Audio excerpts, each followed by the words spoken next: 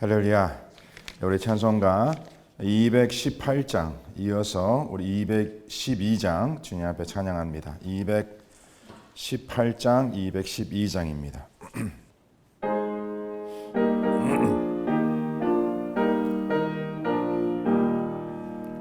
내 맘과 정성을 다하여서 주 너의 하나님을 사랑하라.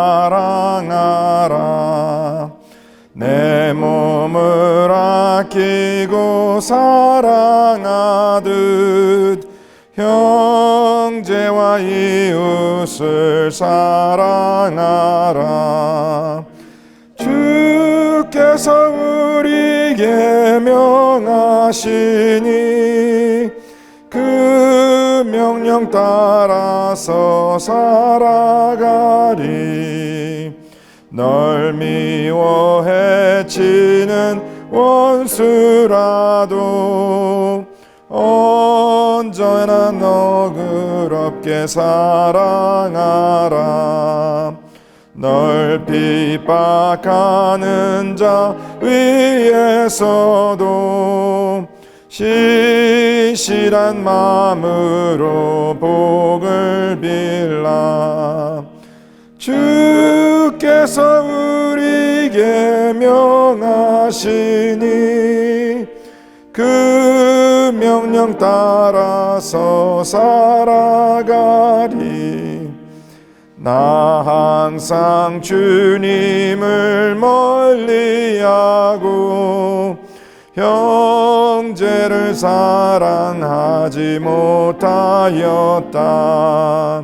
이러한 죄인을 사랑하사 주께서 몸버려 죽으셨다.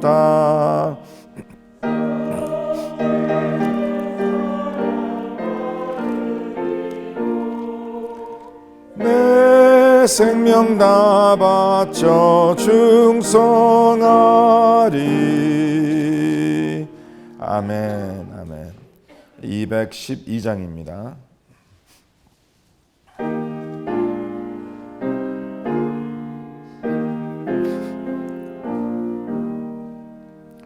겸손히 주를 섬길 때 괴로운 일이 많으나 그 주여 내 힘주사 잘 감당하게 하소서. 인자한 말을 가지고 사람을 감하시 갈 길을 잃은 무리를 잘 인도하게 하소서. 그 주의 귀한 인내를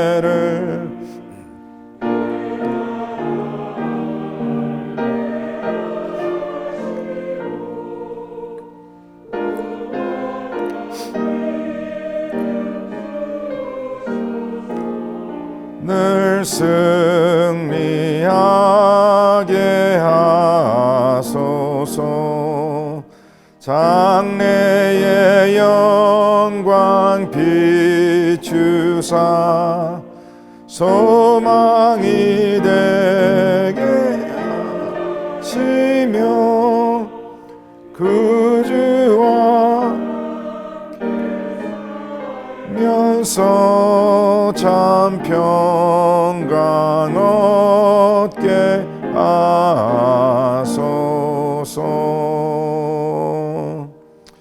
아멘. 기도합니다. 하나님 아버지, 이 시간 머리 숙인 주의 사랑하는 귀한 백성들, 항상 저희들 주의 말씀 붙잡고 하루하루 살아갈 때에 절대 주님 앞에 교만치 아니하고 겸손히 살아갈 수 있는 귀한 백성들 되게 하여 주심을 감사합니다. 오늘 이 새벽에도 주시는 말씀 저희들 마음에 새기게 하시고 그 말씀을 따라 열매 맺는 복된 삶 살아가는 귀한 백성들 되게 하여 주시옵소서. 아버지, 오늘도 여러 가지 기도 제목 주 앞에 드립니다. 하나님, 주님께서 꼭 기억하시고 아버지, 우리 자신을 위하여, 가정을 위해서, 또 서로 지체를 위해서 기도하는 그 모든 것 하나님께서 꼭 들어 응답하여 주시옵소서. 오늘 특별히 아버지, 이제 수술을 기다리고 있는 우리 박혜지 자매님 주님 기억하시고 수술 잘 되어서 건강 회복될 수 있도록 주님께서 귀한 종 주님께서 기름 부어 보살펴 축복하여 주시옵소서. 아버지, 이 시간도 주시는 말씀 깨닫고 그 말씀을 따라 세움받는 우리 모든 가정들 되게 하시고, 특별히 우리 셀 원들을 위해서 기도하며 수고하는 셀 리더들과 또 여러 사역을 위해 수고하시는 우리 모든 한 분 한 분 기억해 주셔서 주님 앞에 귀히 쓰임받는 복된 삶 되게 하시고, 새벽마다 또 예배마다 돕고 수고하는 모든 종들 하나님께서 기름 부어 축복하여 주시옵소서. 주님 홀로 영광 받아 주시고 이 모든 말씀 우리 주 예수 그리스도 이름 받들어 간절히 기도드려 싸움나이다. 아멘. 아멘.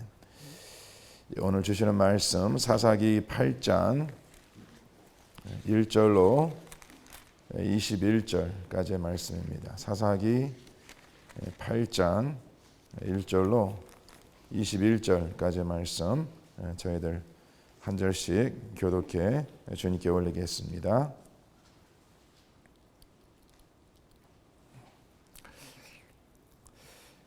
에브라임 사람들이 기드온에게 이르러 내가 미디안과 싸우러 갈 때에 우리를 부르지 아니하였으니 우리를 이같이 제접함은 어찌 됨이냐 하고 그와 크게 다투는지라. 기드온이 그들에게 이르되 내가 이제 한 일이 너에게 한 것이 비교되겠느냐. 에브라임의 금물 보도가 아비에셀의 만물 보도보다 낫지 아니하냐. 하나님의 미디안의 방백 오렙과 세heb을 너희 손에 넘겨 주셨으니 내가 한 일이 어찌 능히 너희가 한 것에 비교되겠느냐 하니라. 기드온이 이 말을 하매 그때에 그들의 노염이 풀리니라. 기드온과 그에 함께한 자 300명이 요단강에 이르러 건너고 비록 피곤하나 추격하며 그가 숫고 사람들에게 이르되 나를 따르는 백성이 피곤하니 청하건대 그들에게 떡덩이를 주라.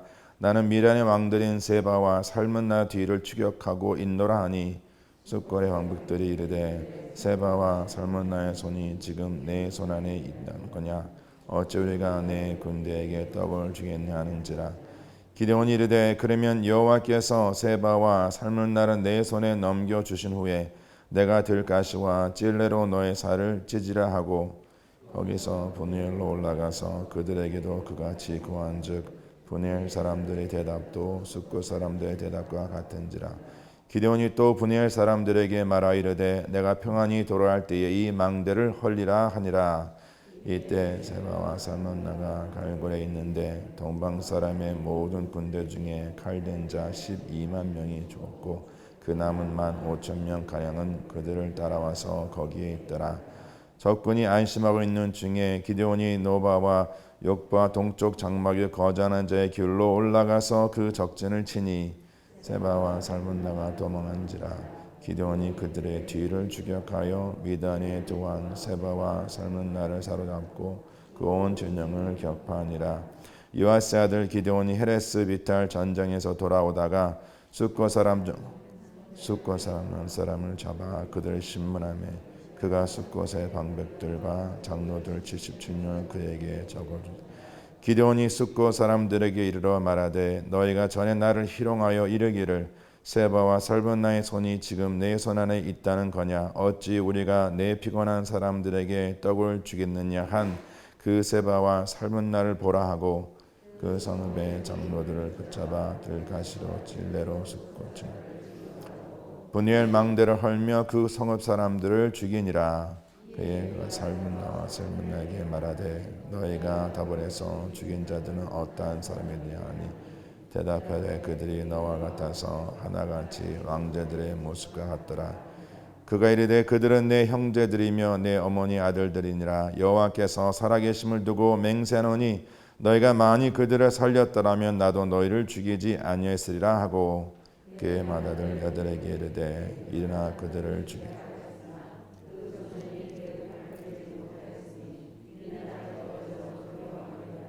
다 같이 세바와 살문나가 이르러 내가 일어나 우리를 치라 사람이 없다면 그의 힘도 그러하리라 하니 기드온이 일어나 세바와 살문나를 죽이고 그들의 낙태 목에 있던 조성달 장식들을 떼어서 가지니라.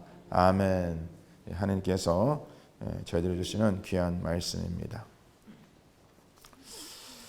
저희들이 계속해서 하나님께서 기드온을 통해서 이루시는 여러 가지 역사를 또 그를 통해서 이루신 여러 업적을 저희들이 말씀을 통해서 함께 묵상하고 있습니다. 저는 지금 계속해서 이 말씀 묵상하면서 과연 기드온의 이러한 업적을 우리가 어떻게 해석하고 우리가 어떻게 이해할 수 있을까? 저희들이 최근에 얼마 되지 않습니다. 최근에 저 미국에 정말 그동안 적지 않은 사람들에게 존경의 대상이 되었던 그 역사적 인물들이 다른 어떠한 측면에서 재해석되면서 그분들의 이름이 지워지고 또 그분들의 업적이 다르게 해석되고 또 그분들의 그 동상이 무너지는 그러한 모습들을 보았습니다.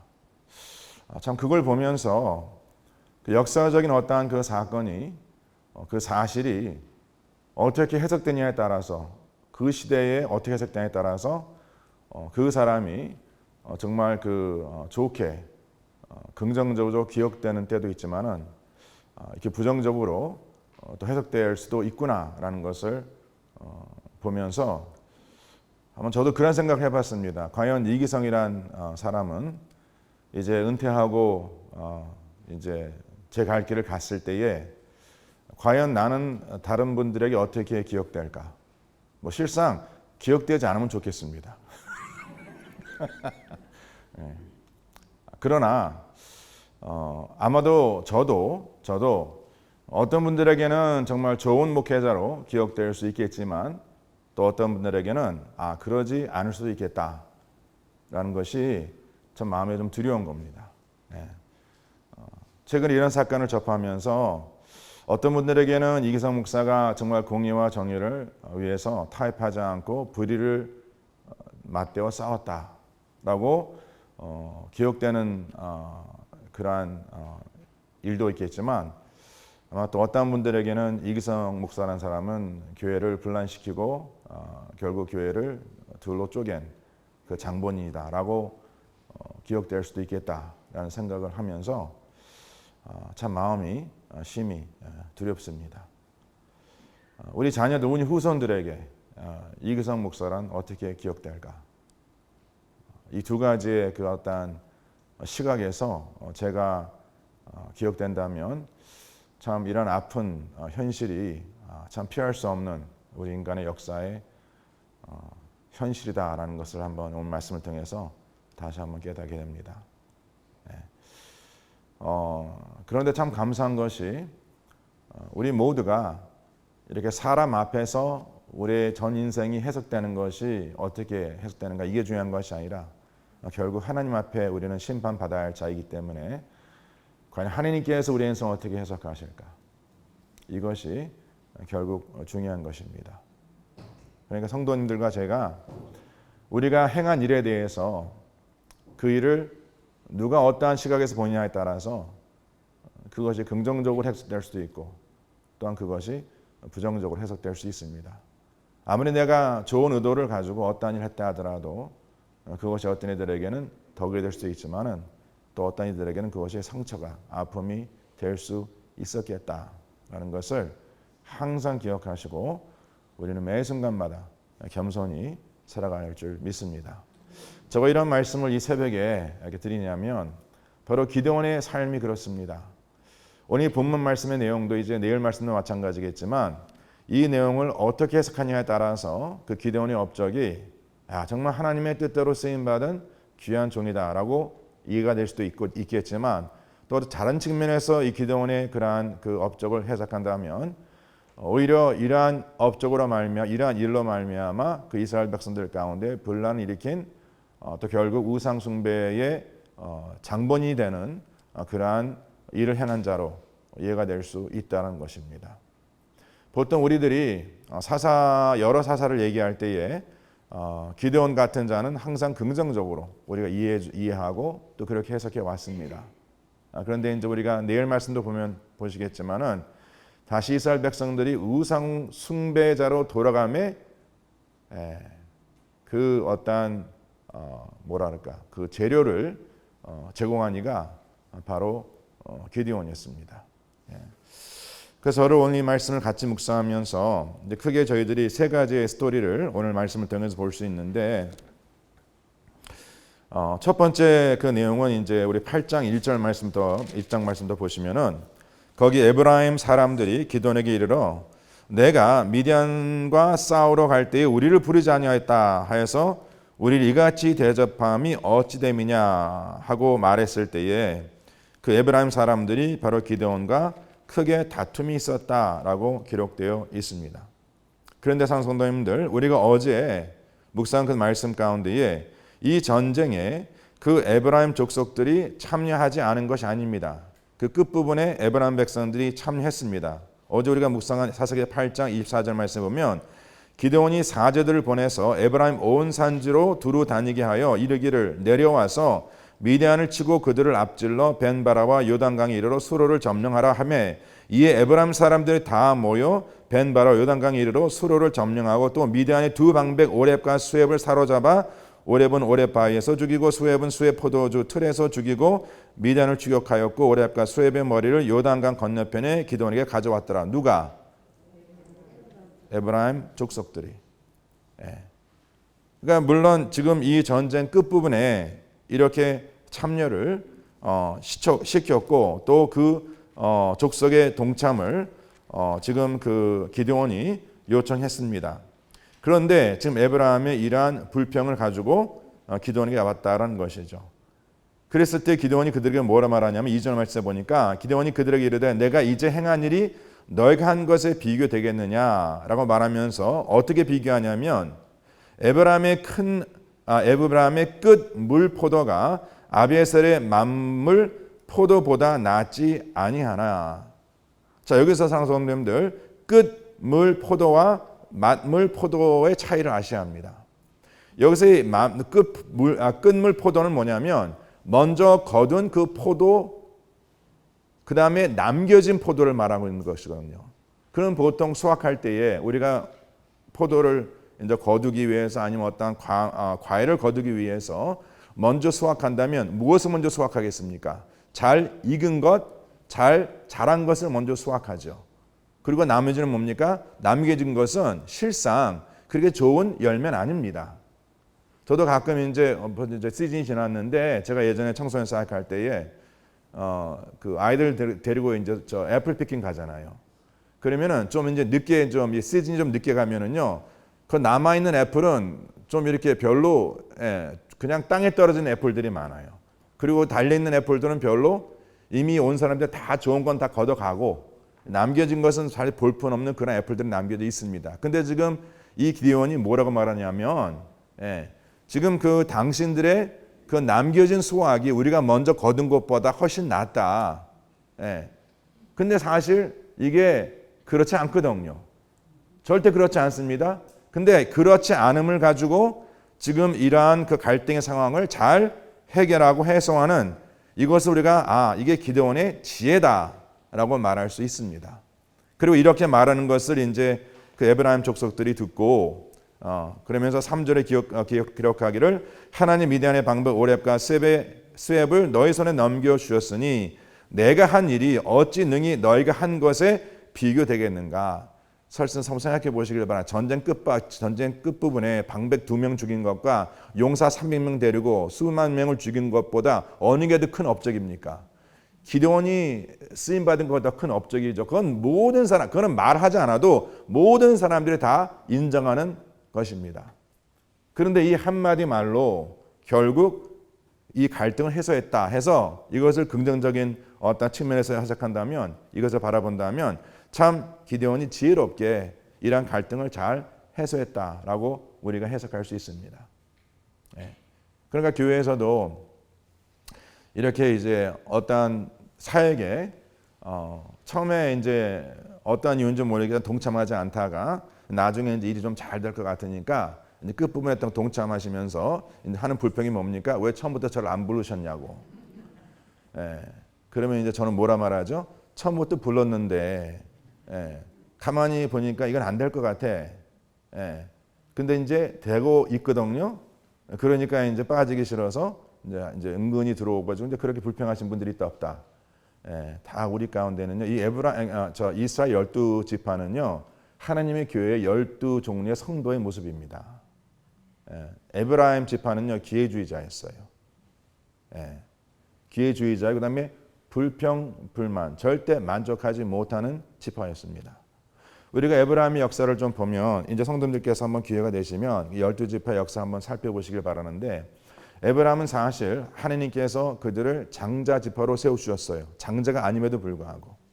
요셉의 두 아들 가운데에 누가 장자였습니까? 므낫세가 장자였습니다. 근데 어찌된 일인지 야곱이 이제 요셉을 애굽에서 만났을 때에 그 두 아들을 앞에 놓고 그 장자의 오른손을 누구에게 올립니까? 에브라임이 올립니다.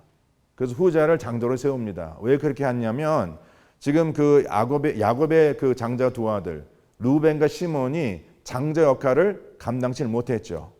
그러니까 이제 야곱 입장에서는 하나님께서 세우신 그 12아들 가운데에 장자를 세워야 하는데 누구를 과연 장자로 세울 것인가 했을 때 바로 요셉의 아들 가운데서도 어찌된 일인지 모르겠지만은 므낫세가 아닌 바로 그 막내 에브라임을 장자로 세웠다라는 것이죠.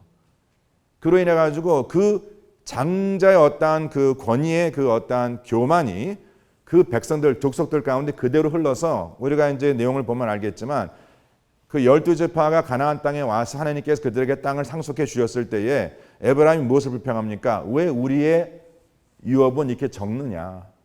다른 지파에 비해서 마땅히 장자의 복이 두 배로 그 이름의 뜻같이 두 배로 이렇게 누려져야 하는데 그 두 배의 그 축복을 누리지 않았다 해서 불평합니다. 맞습니다. 물론 에브라임 족속 그 가나안 족속들이 12지파가 가나안 땅에 들어왔을 때에 그 백성을 이끈 이가 누구였죠? 여호수아였습니다. 여호수아가 어디 지파 사람이에요? 에브라임 지파 사람이었습니다. 그리고 그 사사의 마지막이자 이제 선지자의 시대와 왕족 시대를 이끌어갈 사무엘도 에브라임 지파 사람이었어요. 그러니까 이는 왜 하나님께서 그 지파를 정말 야곱의 축복과 같이 장자의 그 복을 주셔서 하나님의 나라를 세워가며 귀히 쓰임 받았습니다.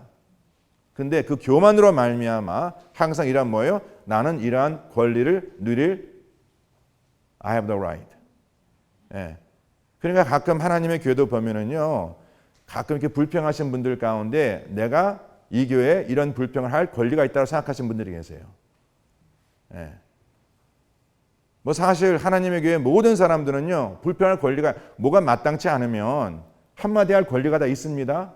그렇잖아요. 나도 헌금 내는데 나도 이 교회 처음 세우는데 하는 역할 했는데 근데 그 중에 보면 불평이 없어서 말 안 하겠습니까? 근데 가만히 보면 너무 죄송한 말씀인데 항상 불평하시는 분들 보면 내가 불평할 권리가 있다고 생각하세요. 어떤 이유인지 모르겠지만 그게 바로 에브라임의 기질입니다. 아침 새벽부터 이런 말씀 드려서 너무 죄송해요. 하나님 가만히 보세요. 근데 지금 그러한 에브라임을 기드온이 이러한 갈등을 잘 해소시키는 것. 그리고 이제 기드온이 그 이어지는 그 말씀에 보면 이제 그 300명을 거느리고 계속해서 이제 그 미디안 족속을 그 왕들 세바와 살문나를 출하지 않습니까? 얼마나 탈진되고 얼마나 힘든 그런 상황입니까? 그래서 이제 그가 숫곳에 이르렀을 때에 또 분해에 이르렀을 때 그들에게 도움을 요청합니다. 바로 멀 것을 달라 했을 때 여기서 지금 숫곳 백성들과 그 다음에 그 분해엘 백성들이 그 이스라엘 족속 누구죠? 기드온과 함께한 300명의 군사들을 돕지 않습니다. 그렇죠. 왜 돕지 않았을까? 이유가 있었겠죠. 왜? 잘못 도왔다가 아직 지금 이 미디안 왕들이 그들 손에 있지 않는데 혹시나 이 300명이 이 전쟁에서 지게 되면 그 300명을 도왔다는 이유로 숫곳 사람들과 분야일 사람들이 미디안이 어떠한 징계를 받았고 그것이 두려운 거예요, 솔직히. 예. 근데 이들은 가치파였거든요. 그러한 말을 들은 이제 기드온이 뭐라 말합니까? 내가 반드시 이 두 왕을 잡고 돌아왔을 때에 너희를 가만두지 않겠다. 예. 그래서 결국 이제 끝부분에 보면 하나님께서 기드온을 통해서 이 두 왕들을 그의 손에 맡기십니다.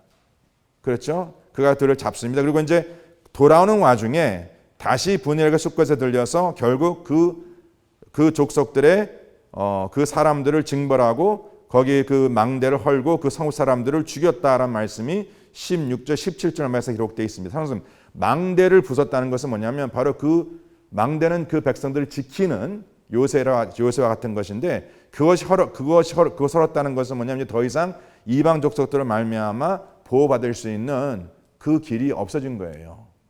그러니까 진멸시킨 거죠, 쉽게 얘기하면. 근데 꼭 기억할 것은 여기서 숫곳과 분이엘은 그 기드온과 같은 이스라엘 족속입니다. 그리고 뭐 우리가 다 창세기 말씀을 보면 다 알듯이 숫곳은 바로 야곱이 거하였던 곳이고 분이엘은 야곱이 하나님과 씨름한 곳이에요. 아시겠습니까? 하나님의 얼굴이라는 뜻 아닙니까? 근데 그러한 것을 지금 기드온이 진멸시킵니다. 그럼 이 내용을 우리가 해석하기로는 이렇게 내가 힘들었을 때 나를 도와줄 수 있는 내 이웃이 나를 도와주지 않았다. 형제를 지켜야 하는데 그 형제를 지키지 아니하였다는 것을 이제 하나님께서 그 나를 그러면 돕지 않은 그 형제를 하나님께서 반드시 징계하실 것이다. 또한 징계를 받아야 한다. 이것이 정의다라고 우리가 이 본문 말씀 해석할 수 있습니다. 그리고 이제 끝부분에 보면 그 세바와 살문나를 이제 잡아놓고 그들에게 이제 그 기드온이 말하는 것이 있습니다. 18절 보면 이에 그가 세바와 살문나에게 말하되 너희가 다볼에서 죽인 자는 어떠한 사람들이더냐 하니 대답하되 그들이 너와 같아서 하나님과 하나같이 왕제들의 모습과 같더라 하니라. 그러니까 기드온이 뭐라 말합니까? 바로 너희들이 죽인 그들이 바로 내 형제들이며 내 어머니의 아들들이라. 그러면서 여호와께서 살아계심을 두고 맹세하노니 너희가 만일 그들을 바로 나의 동족을 살렸더라면 나도 너희를 죽이지 아니었으리라 하고 이제 그 맏아들 얘들을 세워서 이제 그들을 죽이라 했지만 얘들이 너무나 어리기 때문에 칼을 빼지 못하는 것이죠. 그리고 세바와 살문나 입장에서는 이 어린아이 손에서 죽는 것보다는 그래도 장군인 용사인 기드온의 손을 죽겠다는 것이죠. 그래서 결국 그들이 죽습니다. 자, 그러면 사랑하는 성도님들 이제 이러한 말씀 해석하면서 먼저 기드온이 지혜로운 사람이다. 이러한 갈등을 잘 거짓 섞인 말이지만 예를 들어서 어떤 집사님이 섭섭함으로 이제 오면 왜 이제 무슨 일인지 모르겠어서 섭섭함으로 오면 그 섭섭함을 달래고자 거짓을 약간 잘 포장해서 아니야 집사님이 제일 잘하셔 지금 잘하긴 뭘 잘해 그래도 그렇게 얘기해 주는 거예요. 왜? 섭섭해하니까. 아니야 집사님 절대 섭섭해하지 마요. 왜 목사님 저는 빼놓고 하셨어요. 그건 집사님은 더 큰 일을 위해서 제가 잘 남겨둔 겁니다. 그렇게 말하면서 그분을 마음을 달래거든요. 그러면 그것이 하나님의 지혜라고 생각할 수 있습니다. 하나님의 교회는 평화라고 하기 때문에 그렇죠. 그럼 불평하는 사람들을 우리가 달랠 때에 약간의 거짓을 섞어서 그분 달랠 수 있어요. 근데 그것이 하나님의 지혜인가? 그리고 이 어려운 때에 돕지 않은 그 동족이 하나님의 심판을 받고 징계를 받는 것은 타당하다라고 우리가 얘기할 수도 있습니다.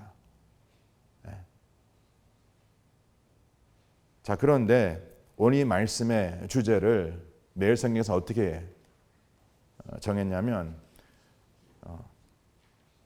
짙게 들어지는 그늘이라고 정했어요. 그늘의 정도도 다릅니다. 짙은 그늘이 있어요. 지금 이제 이 말씀의 의도는 뭐냐면 바로 기드온의 이러한 업적을 부각하는 것이 아니라 이러한 업적이 결국 그의 인생에 그늘을 지게 하는 시작이다라고 좀 말씀하고 있는 것이죠. 그러니까 우리가 이 말씀을 이제 그러한 측면에 보면 그 에브라임의 그러한 교만을 오히려 가지치기를 했어야 하는데 기드온은 그러한 교만을 더 부추겼다는 것이죠. 네. 성도님들께서 이 말씀을 통한 지혜를 얻으셔야 합니다. 그것은 뭐냐면 누군가 어떤 불평을 했을 때에 그래서 그 불평을 말하면 어떤 갈등이 나올 수 있다. 갈등이 초래될 수 있다 했을 때에 그냥 갈등만을 피하고자 거짓을 잘 포장해서 그분을 설득하는 것, 이것이 과연 지혜일까? 아니라는 것이죠. 오히려 그것이 그 영혼을 멸망시킬 수 있는 길이 될 수 있다는 것입니다. 어쩔 때는 좀 듣기 어려운 말이지만 꼭 들어야 할 말이라면 그 말을 하여서 그의 교만을 보게 하고 그가 하나님 앞에 올바로 돌아설 수 있도록 그를 이끄는 것이 더 합당한 일이라는 것이죠. 그러니까 집사님 섭섭해하지 마요. 집사님 왜 그거 섭섭해하세요? 네? 집사님 이거 반드시 이기셔야 합니다. 기도하시면서 이거 반드시 극복하셔야 합니다. 이렇게 말하는 것이 오히려 그 영혼을 살리는 길이 될 수 있다는 것입니다. 물론 듣는 사람 입장에서 서운하죠. 네, 마음 아플 수 있죠. 근데 결국 에브라함이 이러한 교만을 내려놓지 못함으로 인해서 나중에 그 이스라엘 백성들이 이제 그 다윗에 이어서 솔로몬에 이어서 이제 그 12지파가 두 나라로 두 왕국으로 나눠지지 않습니까? 그 일의 앞장선 이가 누굽니까? 여로보암이에요. 여로보암이 어디 지파 사람이게요? 에브라임 지파 사람이에요. 네. 그래서 우리가 북이스라엘을 에브라임 지파라고 말하는 이유는 뭐냐면 그 하나님의 12지파의 분란을 일으키고 12지파를 나눈 그 장본인이 바로 에브라임 지파에서 나왔다는 것이에요. 이러한 역사적인 사건을 우리가 다시 재해석하면서 지금 이러한 사건이 과연 앞으로 어떠한 의미를 주고 있는가. 그리고 오늘 이 말씀 보면은요, 이제 매일성에도 그 부분이 나와 있지만은 지금 이 기드온의 이중적인 그런 모습이 보입니다. 어떤 모습이냐면 약한 자에게는 약한 자에게는 머리를 들고 강한 자에게는 머리를 숙이는 그런 이중적인 모습. 숫곳과 그다음에 분이엘 지파는 갓지파에 속하 있는 이 두 종족은 갓지파에 속하 있는 사람들이거든요. 예. 근데 갓지파 우리가 잘 알듯이 바로 야곱의 그 종, 라헬의 종, 실바의 후손들이거든요. 그러니까 종의 후손들이야. 그러니까 지금 므낫세 지파에 속해 있는 그 기드온에게는 하찮은 종족입니다. 아시겠어요? 하찮은 종족이에요. 그래서 그 종족은 멸하면서 오히려 오늘 그 본문 끝부분에 보면 세바와 살분나가 자기의 종족을 살려두지 아니하고 죽였다 하여서 그들을 멸망시킵니다. 그러면서 그가 뭐란 말이에요? 그들을 만약에 살려두었다면 내가 너도 살려두었을 터인데.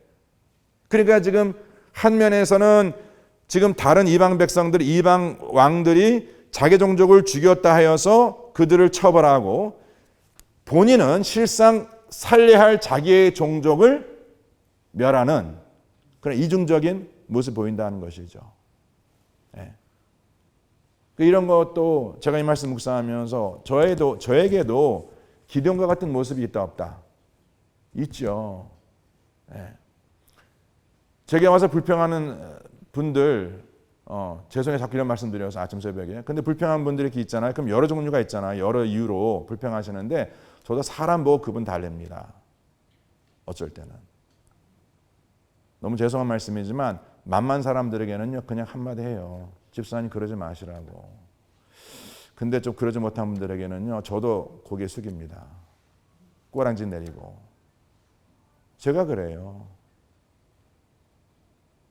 목회자가 정말 모든 사람을 평등하게 대하는 것이 당연한 것인데 그러니까 제가 가능한 저도 사람이기 때문에 제가 솔직히 저도 사람이기 때문에요. 사랑하는 성도님들 제가 성도님들이 예를 들어서 뭘 하신다 뭐 헌금을 어떻게 내신다 이런 걸 제가 알게 될수록 제가 제 마음이 변하는 걸 제가 볼 수 있어요. 그래서 사람 다루는 게 저도 다르더라고요 보니까. 그래서 저는요 가능한 성도님들 헌금 낸 그걸 안 봅니다. 안 봐요 그냥 저는. 한 번도 제가 재정부에 제가 변했을 때 그렇고 여기서 그렇고 한 번도 재정부 연락해서 누가 헌금 얼마 하는지 저 헌금 체크 안 합니다. 아니 목사님 그래도 아셔야죠. 아니요. 저는 모르는 게 나아. 제 성품을 제가 알기 때문에. 사람을 대하는 것이 그분이 직분이나 가진 것이나 하는 것에 따라서 그 목회자가 그 변질된 모습으로 성도를 대하다 보면은요, 그런 모습이 다 보이거든요, 다른 분들에게도. 그러면 결국 그 한 목회자가 왜 우리 목사님 저렇게 이중적인 모습을 나타낼까? 정말 저 그러지 않으려고 그렇게 노력하는데 그런 모습이 나타나겠죠. 왜? 저도 제가 아는데 제 마음을. 그 약한 자에게는 머리를 들고 강한 자에게는 머리를 내리고 이런 모습이 우리 가운데, 이 기도하는 모습이 우리 가운데 있고 저에게도 그런 모습이 있다는 것이죠. 그러니까 지금 이러한 기도원의 모습을 쭉 성경에서 기록하고 있으면서 이것이 지금 그 인생의 그늘짐의 시작이라고 지금 기록하고 있는 것이에요. 우리가 하나를 보면 둘을 알 수 있다라는 얘기를 하고 있는데, 한번 저와 성도님들이 이 시간에 물론 기도원이 다 부정적이다라고 볼 수는 없겠지만은 혹시나 나에게도 이러한 모습이 나타나는 것이 있지 않는가, 그리고 내가 내 인생을 어떻게 평가하는가, 다른 사람이 나의 인생을 어떻게 평가할 수 있는가, 이런 것에 대해서 항상 우리가 두렵고 떨리는 마음으로 살아가야 하고, 그렇지만 결국은 우리 모두는요 하나님 앞에 심판받는 자라는 것. 그래서 다른 모든 사람들이 나를 잘못 이해해주고 내 인생을 잘못 해석한다 하더라도 결국 중요한 것은 하느님께서 나의 삶을 어떻게 어떠한 잣대로 바라보시는가. 결국 이것입니다. 이러한 확신과 또 이러한 그 마음에 감사를 품고 하나님 앞에 내가 심판받는다. 하나님만이 나를 심판하신다는 것 저는 얼마나 감사한지 몰라요. 솔직히. 하나님만이 나를 심판하신다는 것이 얼마나 감사한지 모릅니다. 오늘 하루도 그러한 감사로 우리 사랑하는 성도님들 되시기를 저는 간절히 축원합니다. 계속 이어서 내일 말씀 보겠습니다. 우리 잠깐 이 시간 기도하실 때에